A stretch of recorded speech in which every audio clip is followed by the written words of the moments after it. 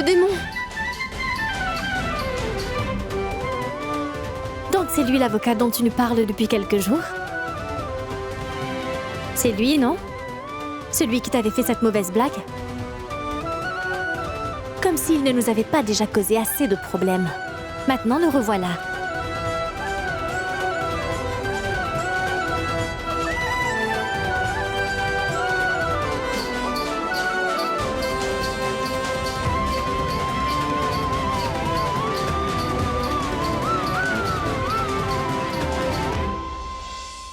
Nous allons commencer.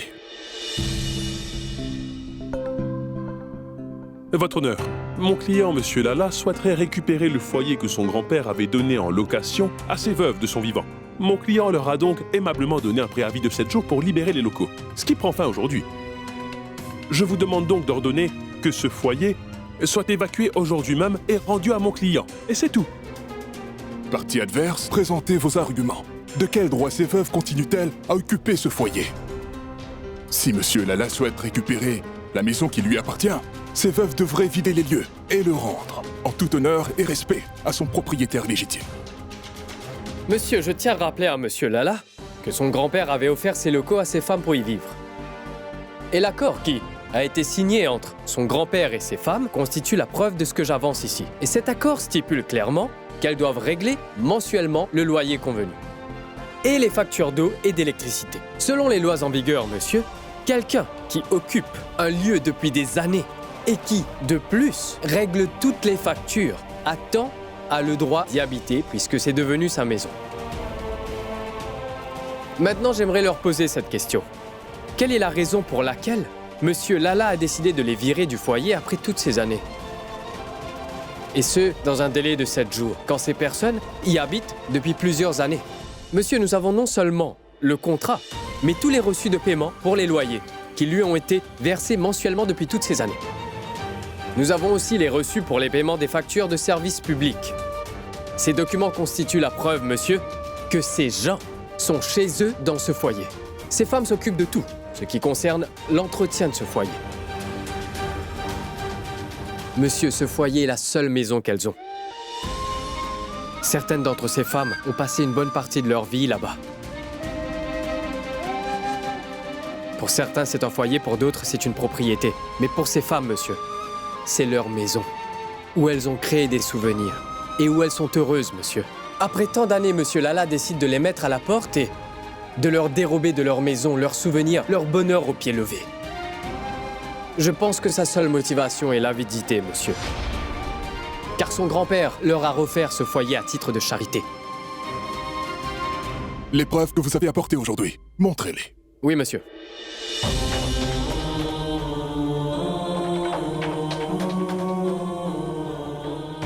Où sont les documents?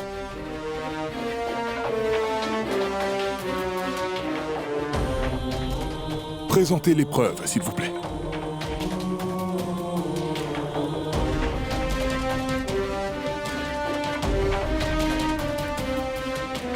Les documents originaux. Je te demande les documents concernant le foyer. Où sont-ils? Donnez-moi. Jeune homme, ces papiers, nous les avons tous remis à votre collaborateur. Nous lui avons tout donné. Mais je ne vous ai envoyé personne. Monsieur, ne jouez pas ce petit jeu avec nous. Nous avons rencontré votre associé. Je lui ai moi-même remis le dossier. Donc arrêtez de prétendre. Écoute, je te dis que je n'ai envoyé personne. Ne mentez pas. Je mens. Tu m'accuses, moi? Tu viens d'accuser ton propre avocat d'être menteur devant le juge? Je viens de loin pour défendre cette affaire et tu me traites de menteur. Waouh, c'est génial.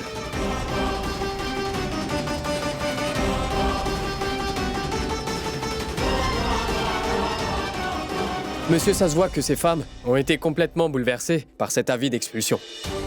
Elles ont peur et elles sont anxieuses, monsieur.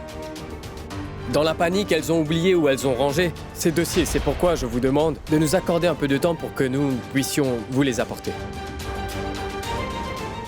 Monsieur, vous conviendrez que nous ne pouvons malheureusement accorder de crédibilité aux déclarations et accusations faites par mon confrère.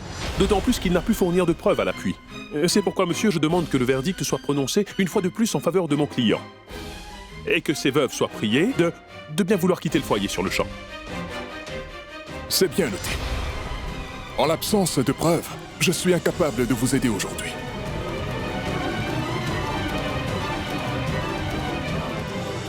L'affaire est... Monsieur, attendez. Quelque chose, s'il vous plaît. Une seconde, attendez, monsieur.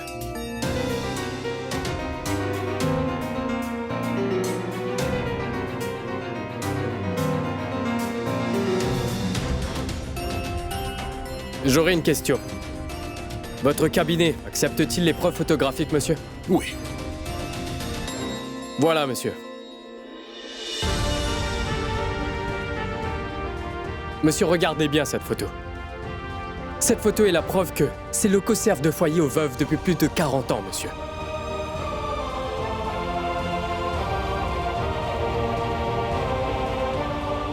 Et monsieur, regardez ces femmes. Elles sont plusieurs à être âgées. Ces femmes ont passé une grande partie de leur vie dans ce foyer. Et je l'ai dit plus tôt que le propriétaire, monsieur Lala, percevait un loyer de ces femmes. C'est pourquoi, durant toutes ces années, monsieur Lala n'a rien dit et n'a pas essayé de les évincer. Alors pourquoi maintenant? Monsieur, elles n'ont nulle part où aller. C'est pourquoi elles se battent pour rester dans ce foyer. Si vous avez des doutes, demandez aux habitants de ce quartier depuis quand ce foyer de veuves existe. Et ils vous le confirmeront. Il n'y a pas de preuve plus évidente que cela, monsieur. Monsieur, tout ce que je demande à ce stade, c'est que vous nous accordiez juste un peu de temps pour que nous puissions présenter plus de preuves, ainsi que tous les documents nécessaires.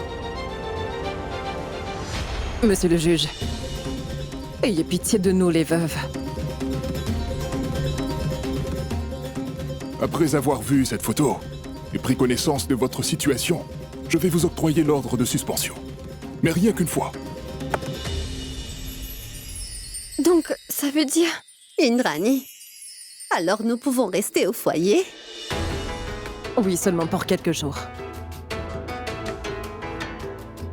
Vous ne pouvez pas donner l'ordre de suspension en l'absence de preuves. Monsieur, elles vous font du chantage émotionnel et vous tombez en plein dans le panneau. Voilà ce qui se passe. La photo qu'il m'a montrée constitue également une preuve. Demain matin, assurez-vous de me présenter les documents et les preuves également. Je vous laisse un délai. Ou bien ce jugement ira en faveur de Monsieur Lala. Oui, monsieur. Merci.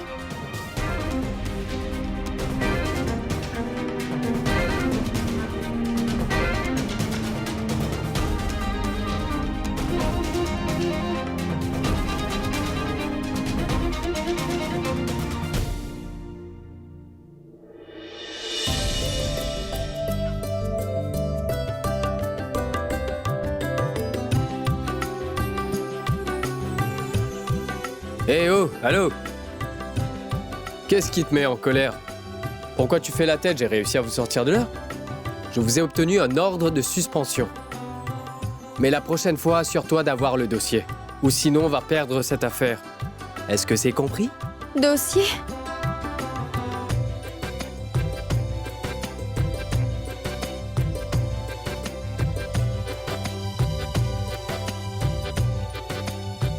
Très bien alors, on se verra à la prochaine audience.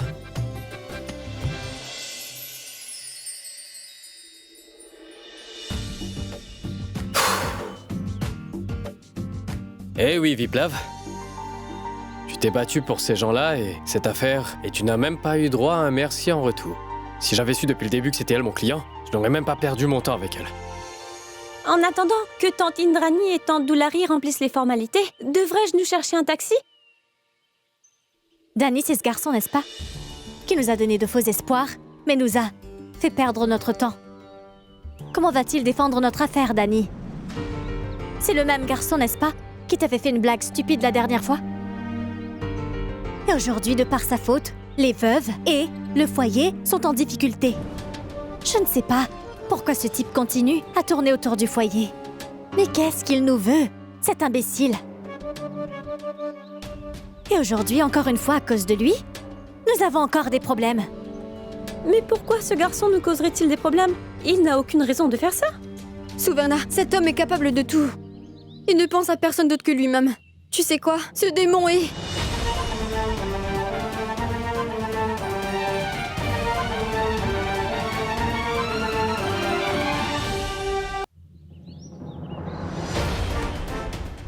Tenez-moi ce sac.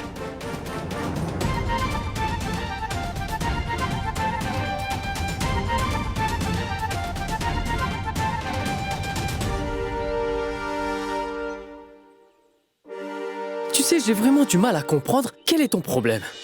Je n'arrive pas à croire que vous êtes là à parler de moi comme ça. Celui qui s'est donné tellement de mal pour venir de Delhi à Bénarès dans le seul but de défendre votre affaire. C'est ainsi que vous lui parlez? C'est ce que la religion vous apprend?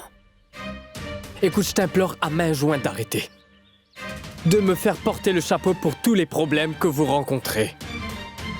En fait, tu sais ce que je pense? Il me semble que tu es à la recherche d'un bouc émissaire. Et j'ai l'impression que tu m'as choisi pour ce rôle et c'est pourquoi tu rejettes toujours le blâme sur moi. Tu devrais essayer de réfléchir la tête froide des fois. Peut-être que tu verrais alors où sont tes erreurs. Ça ne peut pas toujours être la faute de ce pauvre Viplav.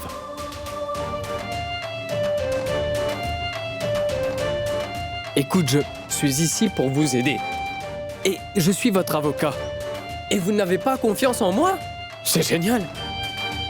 Je n'arrête pas de vous dire que je n'ai pas ces documents. Je devais envoyer quelqu'un pour les récupérer, mais je ne l'ai pas fait.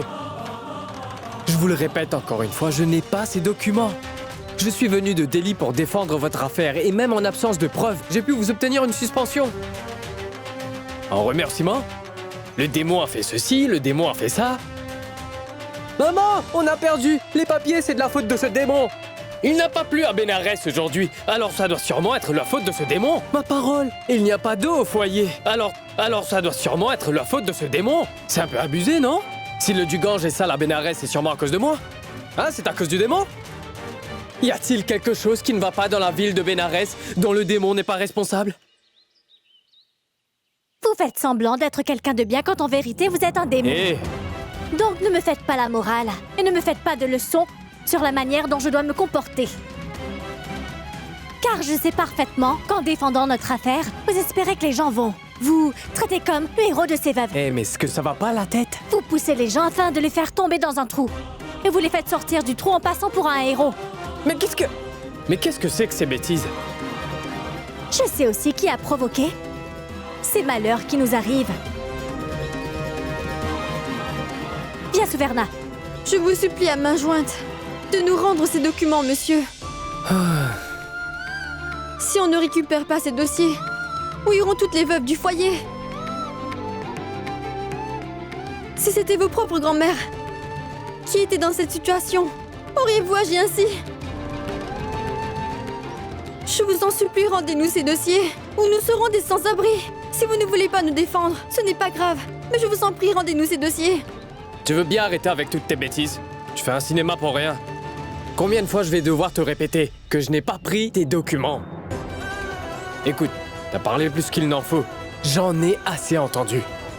Et quittez au juste pour me dire quelle affaire je devrais défendre ou pas. C'est moi qui décide ce que je veux défendre. Oui, il n'y a aucun respect. Votre affaire?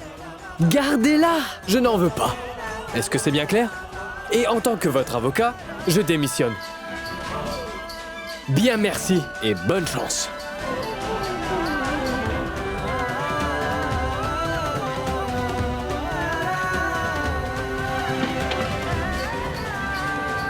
Ma parole, qu'est-ce qu'on va faire?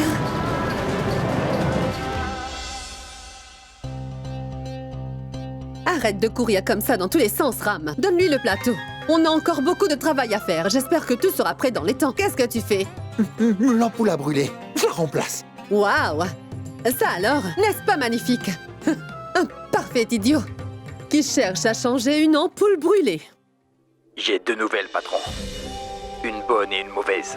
Donc, dites-moi laquelle vous voulez en premier. Donne-moi la mauvaise nouvelle en premier. La mauvaise nouvelle, patron, c'est que Monsieur Viplav est arrivé à temps à l'audience.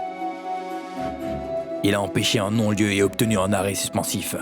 Eh bien, après une nouvelle aussi désastreuse, s'il y a une bonne nouvelle, j'espère qu'après avoir obtenu cet avis de suspension, Ces veuves ont choisi de renoncer à la vie dans leur joie. Non, non, ce n'est pas ça, patron.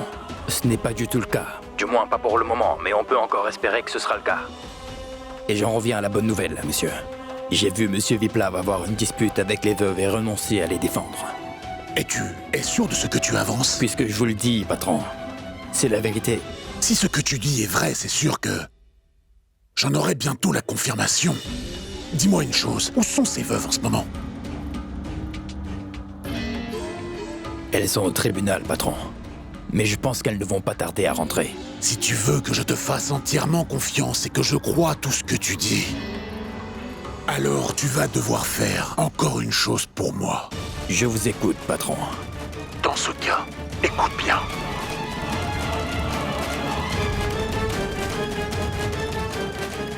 Papa?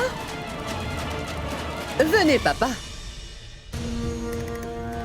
Oui, qu'est-ce que c'est que... Je voulais vous montrer. Regardez, papa. Je les ai confectionnées de mes propres mains. Et j'ai également sélectionné chacune de ces fleurs. Qu'en pensez-vous? C'est très bien. Mais voyons, papa. Vous ne le pensez pas vraiment, hein? Tant pis. Alors, comme vous n'avez pas aimé mon travail, je ne mettrai plus la main à la pâte. Pour quoi que ce soit désormais. Plus jamais. Et lorsque le prétendant de Chalou viendra, je ne dirai pas un seul mot. Non, écoute, Kanak. Tu as fait un excellent travail. La décoration florale que tu as faite est vraiment magnifique. C'est du très bon travail. Sushma, on dirait que tu n'aimes pas la décoration qu'elle a faite. Tu n'as pas dit un mot. Tu as vu ça? Notre belle-fille a dessiné un magnifique motif sur le sol. Sushma, tu devrais aussi apprécier le travail que ta belle-fille a fait. C'est moi qui ai dessiné ce motif. Quelle que soit son opinion sur ton travail, ça n'a aucune importance. Mais moi, je peux te dire que... je trouve que tu as fait du très bon travail, Kanak. Tu as des mains magiques, Kanak, magiques. Et vraiment, quoi que tu touches de ces mains, il se transforme en quelque chose de magnifique. Waouh, waouh. Par contre, regarde-moi celle-là. Ce n'est vraiment qu'une bonne à rien. Si tu veux un travail mal fait, alors tu n'as qu'à le confier à cet incapable. Un Viplav? Namasté, grand-père. Maman? Sois béni, mon fils. Grand-mère?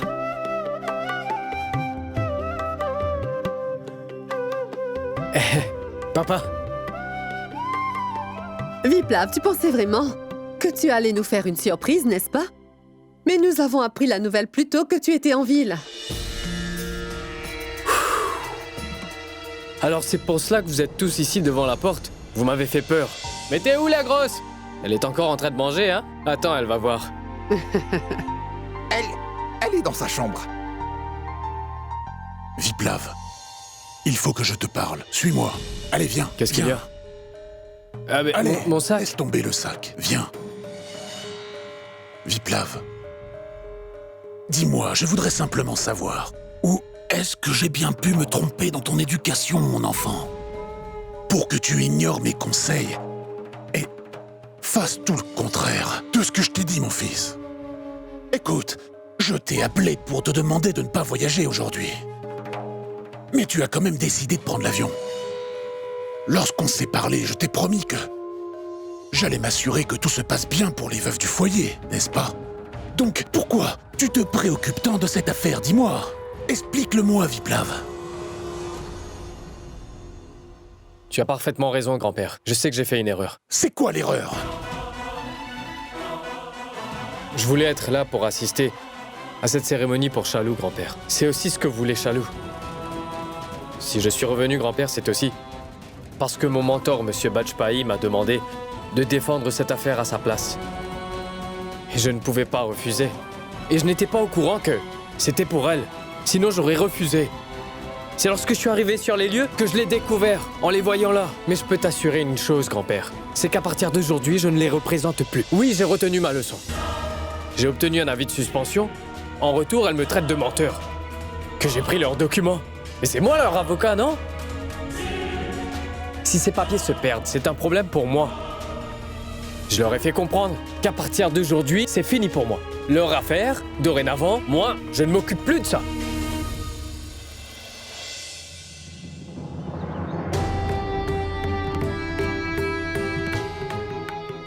Dani, Qu'y a-t-il?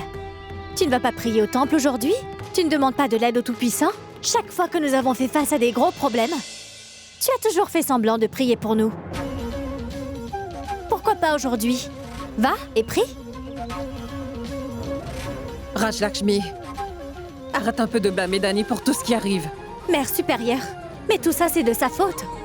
Elle n'arrête pas de nous causer des gros problèmes à chaque fois. Et vous autres, vous faites semblant de ne rien voir et de ne rien comprendre. À vos yeux, elle est la personne qui est toujours là pour nous tirer chaque fois d'affaire. Et nous autres alors? Je dois écouter des sermons à longueur de journée à cause d'elle. Rajlakshmi, ça suffit. Écoutez-moi, mère supérieure.